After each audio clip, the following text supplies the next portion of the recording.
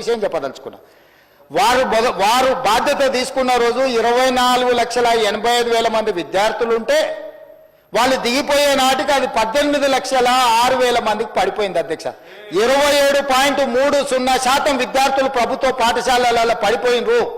ఈ రోజు ప్రైవేట్లో 11,000 పైచలకు పాఠశాలలు ఉంటే 36 లక్షల విద్యార్థులు చదువుకుంటుంటే 29,000 పాఠశాలలు ప్రభుత్వంలో ఉంటే 24 లక్షల మంది ఈ రోజు ప్రభుత్వంలో లెక్కలు తేలుతున్నాయి అధ్యక్ష. Residential, private school, residential and day schools మొత్తం లెక్క కడితే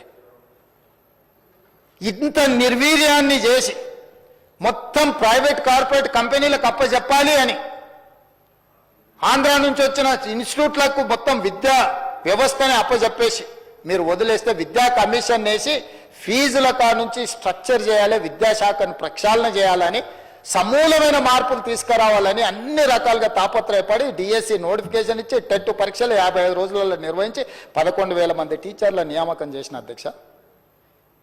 10 సంవత్సరాలు ప్రమోషన్లు లేకుండా ఉన్నా 20 సంవత్సరాలు ప్రమోషన్లు లేకుండా ఉన్నారు, 10 సంవత్సరాలు ట్రాన్స్ఫర్స్ లేకుండా ఉన్నారు. 20 ఏళ్ళ ప్రమోషన్లను లాంగ్వేజ్ పండిట్స్తో సహా 22,000 మందికి ప్రమోషన్లు ఇచ్చిన 36,000 మంది టీచర్లకు బదిలీలు చేసి చిన్న వివాదం లేకుండా టీచర్ల బదిలీలు చేసిన అధ్యక్ష. ఐఏఎస్లను బదిలీ చేయడం అలక కానీ టీచర్లను బదిలీ చేయడం ఎంత కష్టం నీకు తెలియదా అధ్యక్ష? ఎంత చైతన్యం ఉంటుంది వాళ్ళలో? అయినా చిన్న వివాదం లేకుండా 36,000 మంది టీచర్లను బదిలీ చేసిన అధ్యక్ష. 11,000 మంది టీచర్ల నియామకాలను చేపట్టిన 14 యూనివర్సిటీలకు వైస్ ఛాన్సలర్లను నియమించిన అధ్యక్ష నేను విద్యాశాఖ బాధ్యత తీసుకున్న తర్వాత. ఇది నా చిత్తశుద్ధి. 40% డైట్ ఛార్జెస్ పెంచిన, 200% కాస్మెటిక్ ఛార్జెస్ పెంచిన. ఎవరుంటారు అధ్యక్ష ఈ diet charges, cosmetic charges? SC, ST, BC మైనారిటీల పిల్లలు లేరా? ఆ పిల్లలు మా పిల్లలైనా పాఠశాలకు వెళ్ళి వాళ్ళతో పాటు కూర్చొని సహబంతి భోజనం చేసి నా ఐఏఎస్ ఐపీఎస్ అధికారులను నెలకొకసారి ఖచ్చితంగా పాఠశాలలో వెళ్ళి భోజనం చేయండి అని ఈరోజు పర్యవేక్షిస్తున్న మాట వాస్తవం కాదా అధ్యక్ష?